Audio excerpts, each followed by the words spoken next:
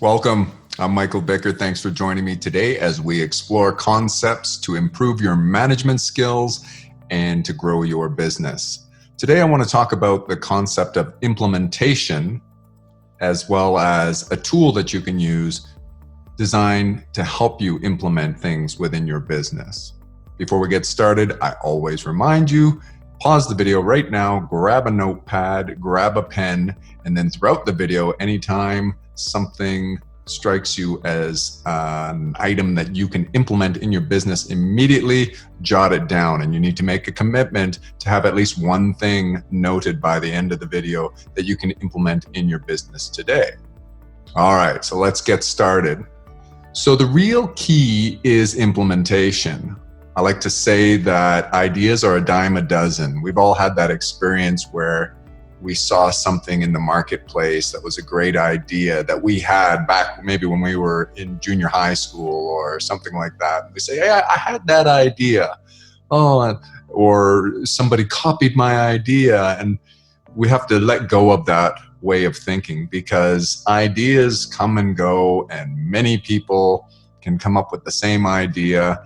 But what really matters, what makes you effective and what's going to drive success for you is your ability to implement, to take things out of your head and bring them to fruition, to bring them into reality, to have something that affects change and adds value in the real world for other people that was born as an idea that you had, or maybe even it was someone else's idea. That's fine as well, but implementation is the key.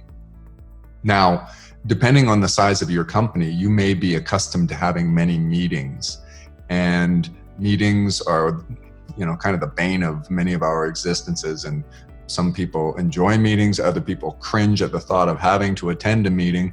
They seem to be a bit of a necessary evil. Of course, communication is essential in every business, and it is maybe more efficient to have a meeting where you can have multiple people communicating at once. I heard Jeff Bezos refer to a pizza rule, referring to, or that he applies when having a meeting or deciding to have a meeting. And what it is that he never has a meeting that is larger in terms of the number of participants that you couldn't feed with a single pizza, maybe a large pizza, who knows? I don't think he specified the size. I like to add to that, if you're unwilling to make the expense of a pizza, it's also probably not justified to have a meeting. But I think what Jeff Bezos was getting across is that having too many people in the meeting almost assures that some people are going to be tuning out, and that it's going to be less relevant for them, not the best use of their time. So you need to be selective in choosing who should be in attendance at a meeting. Often what I'll do is I'll make meetings optional for some people and mandatory for others. And I'll specify up front and say, here's what we're going to cover, and you're welcome to attend if you'd like to give input, but you don't have to. And then I'll make sure that the people that really do need to be there know that their attendance is mandatory. So if you're going to have a meeting, what you have to do is establish the objective for the meeting. So ask yourself that first. Before you book a meeting, jot down, document somewhere, what is your objective? Why do you want to have a meeting? Don't have a meeting for meeting's sake. Now, there is something to be said for discipline and for creating a habit, but as it relates to meetings, I'd be careful about creating a habit of having meetings just for the sake of having a meeting. Rather, have an objective for that meeting. So if you're going to have a weekly or monthly meeting, or even a daily meeting, maybe at the start of a shift, there's safety meetings, there's still an objective, and you have to define that objective. You have to document it somewhere so that it's clear to you if you're the host of the meeting or you're the one who is expecting to accomplish the objective. You have to know what the objective is. And then at the beginning of the meeting, you want to share that objective with everyone. State it, tell everyone. In today's meeting, our objective is XYZ, and we'll know it's a successful meeting if we get from our current state to the desired state, reaching the objective that I just defined. So let's assume that you have a clear objective, you've stated that, and you begin the meeting.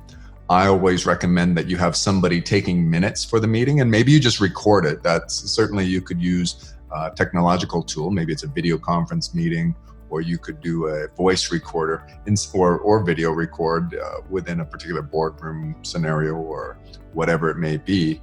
Record the meeting in some way so that you have a record of what transpired in the meeting. And then within the meeting, you always want to come away with things that you can implement. Just like I said at the beginning of this video, you want to spend your time creating tasks that are implementable, things that you can implement in your business immediately to take you from the current state to the desired state. And the desired state is the accomplishment of the objective that you defined.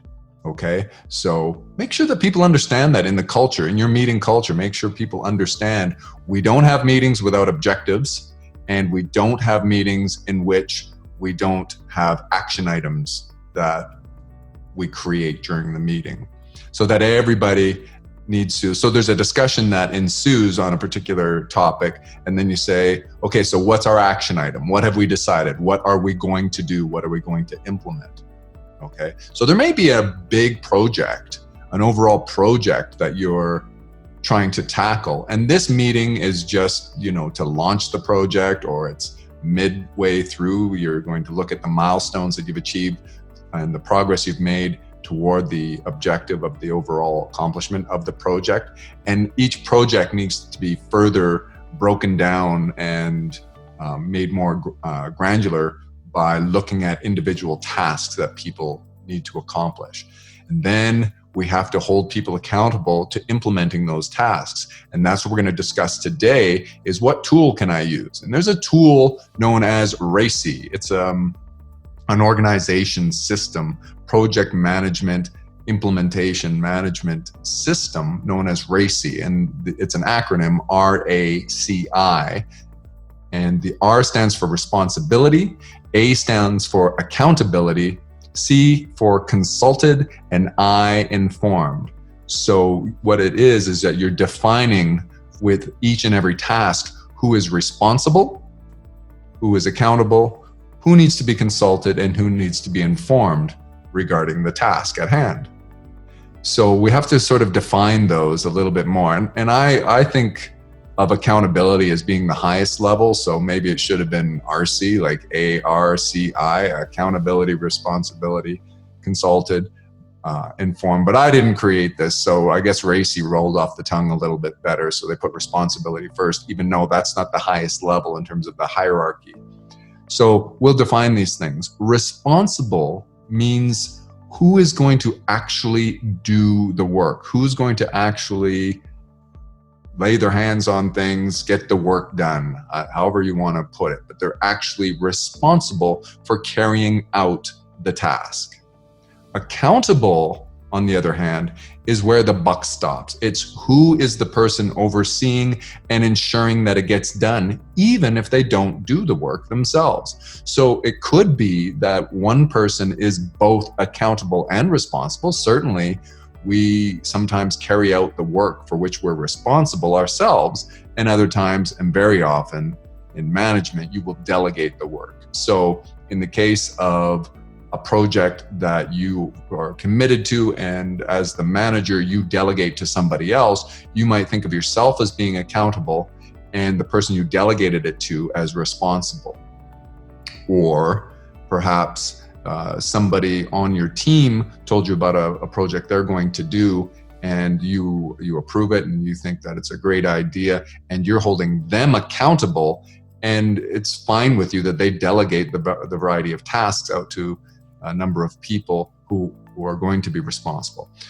One thing you have to understand about accountability is there's only one person can be accountable. Okay, so when you use the RACI tool, only one person can be accountable, but multiple people can be responsible. And that's just talking about teamwork. You can collaborate on a project.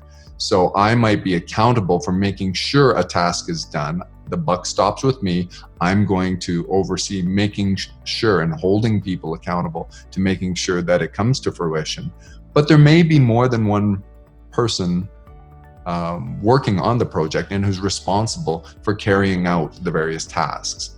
Okay. Now, consulted is when we think of a best practice, who should we consult in order to gather information and intelligence knowledge into this particular task that we're going to do? Who does it make sense to consult? Sometimes you need to consult the boss. Maybe there is a budgetary component that you don't have authorization to pull the trigger on yourself, and you need to consult somebody else who's going to approve the finances. Maybe you have a business partner, some other stakeholders. Maybe you want to consult your accountant regarding the finances. So the consulted is who should we talk to before and during the task, and so that later when the task is done, we will feel confident that we considered the variety of stakeholders and their position, what input they might have. So you're consulting people. Not everyone you consult are you asking permission to do the project. Often what you're doing is you are consulting people to give them an opportunity for input. And you can consult people with the attitude that is sort of, again, voluntary. I'm consulting you as a level of respect. I want to show you respect because the task that we're doing may impact you later, or I know you have great ideas and everything, and so I'm consulting you to see if you want to weigh in on this. That doesn't mean the person who is consulted has to give you any advice or that they have to give you input. The idea behind consulting someone is that they get the opportunity to. Later, when you're implementing this idea or it's implemented and it's now part of your normal processes or whatever, then those same people won't be able to say, hey, why didn't you talk to me? I have some great ideas. Or I don't like the way you're doing it. You can always say, well, we did consult you and we invited you to give your input. And then informed are the people that you need to let know about the project or the task, the thing that you're implementing. And that is any stakeholder. And so often informed is a whole variety of people. Of course, consulted can be multiple people, responsible can be multiple people, and informed is usually a lot of people. And it is often all of the stakeholders. In fact, it should be a best practice. It would be all the stakeholders by definition. Anyone who has a stake in or is affected by the change that you're making should be informed about the change.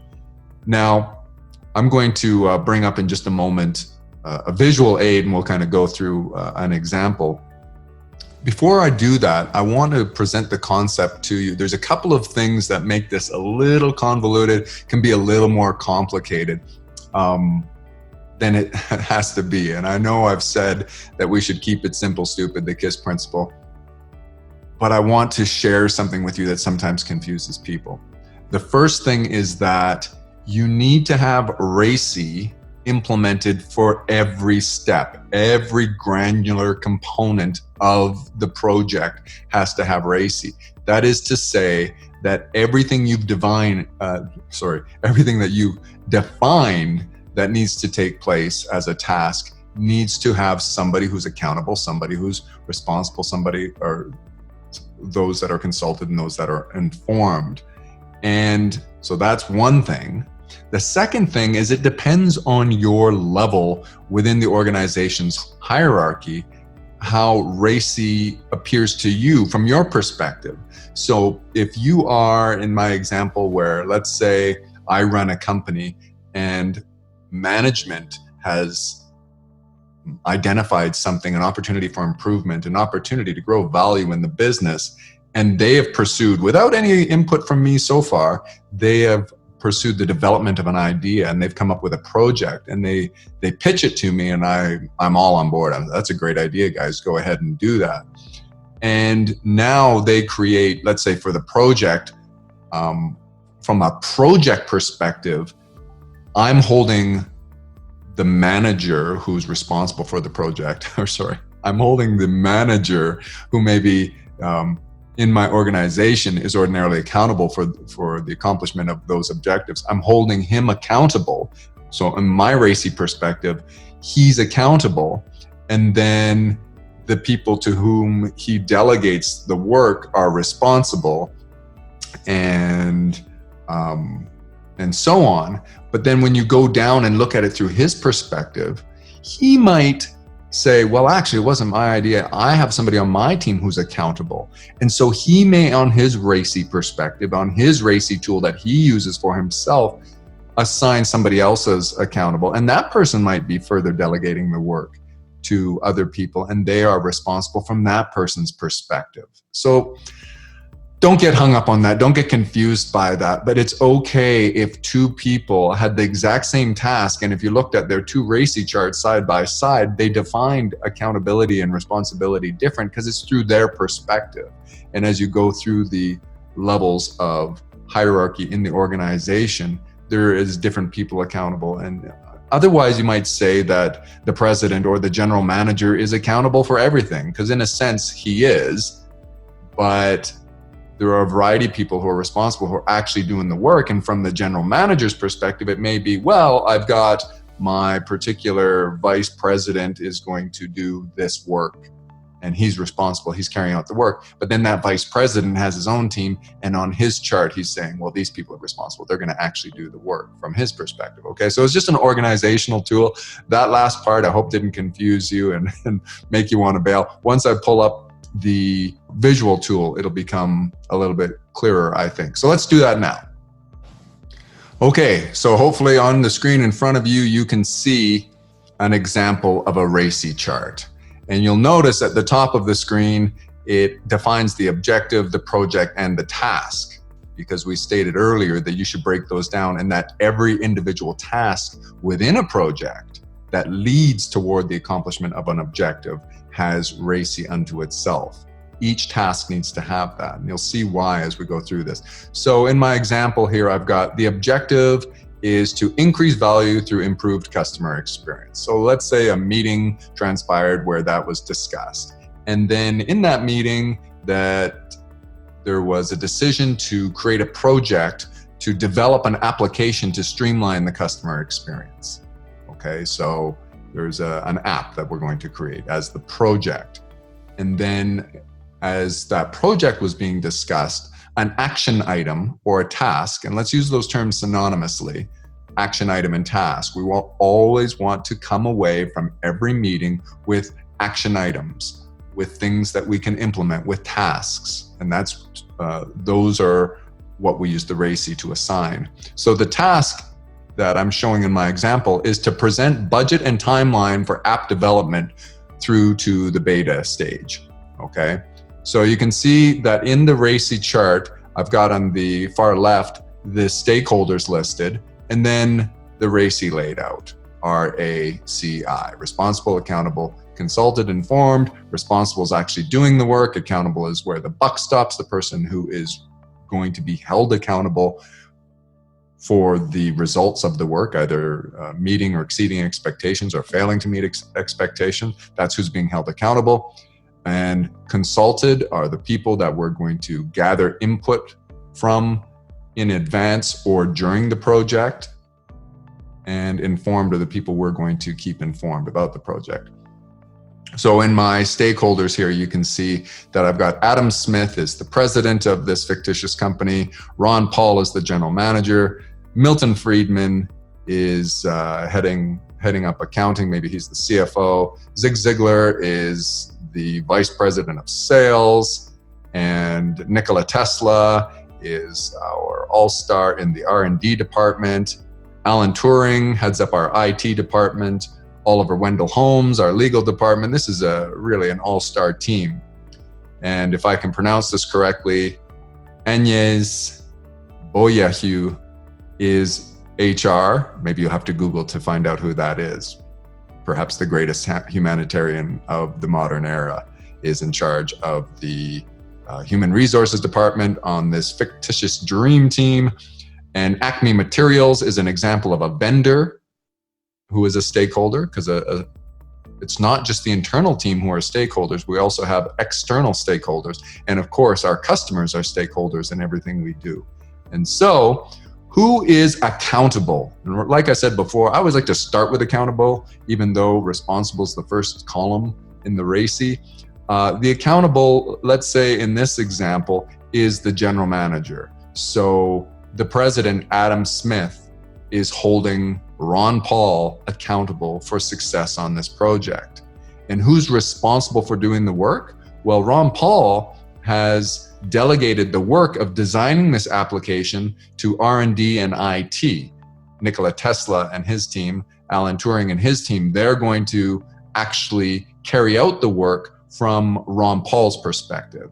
Now, again, as I was saying before, hopefully this isn't confusing, if these the work was then broken into even more granularized into even smaller tasks and smaller milestones, smaller action items by R&D and by IT department, then they would have each of those would have, and those things might be different people that are responsible for doing the work. This is just from the perspective. In this case, we're saying this is Adam Smith's perspective of the particular task that is being defined. So remember, this is all about accountability, organization, and making sure that we implement things. So later when we come back and Adam Smith is holding Ron Paul accountable for this work getting done, he'll say, okay, well, I noticed that you assigned the work to R&D and IT. And so that's been documented through the RACI process. And so he knows who's going to actually do the work. Who's consulted? You can see that almost everyone's consulted. Adam Smith isn't being consulted in this example. Perhaps he was the one who formulated the objective, and he already sat in on a meeting, and there's no further need to consult him. And so Ron Paul is being consulted, and the rest. On here, I've got accounting. Maybe Milton Friedman's going to give his 2 cents about the budget and what the return on investment might look like, what kind of projections, if they were going to spend X number of dollars, how much would the customer experience have to improve in order to generate more leads or to get more reorders, those types of things. So accounting might be putting some projections forth, and sales is looking at, well, they want to be consulted because they have ideas, having communicated with customers, and the sales process they know very well, so they're going to give their input. And of course, R&D and IT, these guys know what's possible, what's not possible. They absolutely need to be consulted on this project. Legal, Oliver Wendell Holmes is going to weigh in because he's like, well, we want to make sure whatever we design that we can implement it without having any problems with regulations and in the various places that this is going to be implemented. And HR maybe wasn't part of this at all, and it was decided that HR didn't need to attend this particular meeting and doesn't maybe have a lot. Now, that doesn't mean you shouldn't, in my example, consult with HR, but this team decided not to.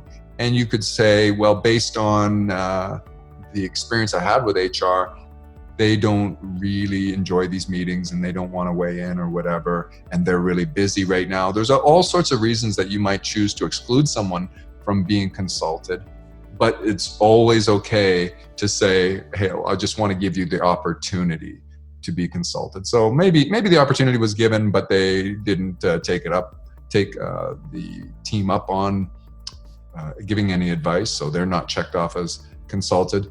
And we might say, in this particular case, we don't see how the vendors are affected by this app, even though there might be increased sales or whatever. There's no real need to consult them. Or you might have a reason like, well, it's proprietary, what we're working on right now. We don't really want to involve our vendors because we want to keep it as more of a trade secret. There's all a variety of reasons that you make for deciding on who you're going to consult. And then your customers, maybe you've done some surveys, you're consulting your customers and you're saying, if we did design an app to improve your customer experience, what would you like to see? Maybe you have a focus group with select customers. Maybe you choose your best customers. So you're consulting your customers, or you're giving them an opportunity to weigh in. You might send out to your entire database a survey and a mechanism through which they can provide feedback, and you're going to compile the data from those that take the opportunity. Remember, you're giving the opportunity for people to be consulted. That doesn't mean they have to give advice. And then informed, you can see, is just about everyone gets informed. And this is related to the task, not necessarily the project, remember. So once the budget and timeline for the app development is ready for presentation, we're informing the president. Maybe we need to know, what time would be good for us to book the meeting for the presentation. And the general manager, accounting wants to be there, or maybe the general manager wants accounting there so that Milton Friedman can weigh in if there's any questions that Adam Smith has about the numbers. And same thing for Zig Ziglar and Nikola Tesla, Alan Turing. They all have a major stake in this, and they are being informed that the time to present. Remember, it's about this task. What we're talking about informed is not that the project's complete, it's that this task is now complete. We've now completed, and we are going to present to the president at 10 a.m. on Thursday morning, and we better let legal know, because they will, if they have the time, they'll want to be present. And again, we're informing them. That doesn't mean that, in my example, they have to be present, but they could at least say, hey, thanks for letting me know. I'm going to send a proxy in my place. I can't be there. Oliver Wendell Holmes can't be there, but he sends somebody else from the legal department to sit in, take notes, and offer up advice. That they know what's going on. And maybe we inform a vendor for one reason or another. Maybe something came up in the presentation and you realize, we actually should let a vendor know that we're presenting this particular. Maybe the vendor has something to do with IT or research and development, who knows? And we're not informing the customers yet anything to do with the app, because this is really my example just about this task, okay? So this is the idea, and this is an example of the tool that you would use for RACI. I've got it very simply laid out here that you might see this matrix, this chart could be designed in a spreadsheet. That's perfectly fine. I would highly recommend that you try to use a cloud database tool where you had fields, and every time, so integrated with your project management tool, you would have a RACI application. And so every time that you have a project, that's broken down into tasks, and those tasks, each task has a RACI component to it, and you can you can define rather who's responsible, accountable, consulted, and informed. And so there's maybe drop down, multi-select fields that a person can use. So I didn't put that together for demonstration in this particular video. If you would like us to design one for you that's custom to your team and your stakeholders, no problem, we can do that. And we do that internally. We have a RACI tool that's implemented, fully integrated into our project management tool, so that we can define these things, and you're not creating a whole spreadsheet. And then what happens as well, if you use a database to manage the RACI process, is you can do workflow automations. You can have push notifications, alerts, so you can assign deadlines. And if something's not done or hasn't been updated in the system, then you can remind somebody. They can get an email reminder, an alert can go to their supervisor, that kind of thing. Also, if work was proceeding and we were seeing that we failed to consult a certain person, there might be some communication that occurs. You go, oh goodness, so-and-so is on holidays, we really need to consult them, and you have a notification comes up. So there's workflow process automations that can occur by doing this within a database and using an application for this. And I would recommend that as opposed to a spreadsheet, but you got to get started somewhere. Even if you were just writing this down on a notepad, that's better than nothing. If you were jotting this down during the meeting and you were defining for each and every action item, for each and every task, who is accountable, who's responsible. The key is you have to document it somewhere, so that later when you're following up and you're checking the progress of the project, you can determine, what did we agree upon? What were we going to do? What I didn't put in here is the deadlines. I alluded to them a moment ago. You should also have deadlines defined for each of these things. And depending on the tool you're using for this, that has to be documented as well. So you remember, we said by next Friday, we would have accomplished the following action item. And Joe was responsible for doing that. Joe, can you give us an update? Is that accomplished? Yes. And again, if you've done this in a database, he would have went in already and notified the team that it was accomplished. So you'd come into the meeting already being updated. And you can highlight things with some kind of conditional formatting, and you could create a report in which only the items that were overdue come up first or something like that. And maybe the day before the meeting, you can communicate with people and have your report tell you, well, here are the overdue items, and those people that are responsible for those items would have to have a quick session of some sort, some communique with their boss or with their supervisor. Whoever is accountable will want to know, why isn't this done? And they say, oh, well, actually it is done. I just failed to mark it done in the system. Or they say, I'm working on it right now. It'll be done in an hour and I'll update the system at that time. Okay, good. So by tomorrow's meeting, you'll have an update for everybody and you can describe the challenges or what have you, and we can create the next steps in the process. So that is RACI. And the concept, again, the objective of RACI is to implement items in your business to accomplish objectives. And that's the way you should think always. Start with objectives, break those objectives into, let's call them projects that take us from current state to desired state. And each of those projects should be further granularized, further broken into component stages, action items, tasks. And those tasks, those action items need to be documented and assigned and defined according to the RACI method. I hope you found that useful. Please leave a comment. Let me know if you've tried using RACI in the past. Was it successful? If not, why not? Is this a new concept to you? Do you use a different system that we should explore? Is there a better way? We've got to learn from one another. Perpetual refinement.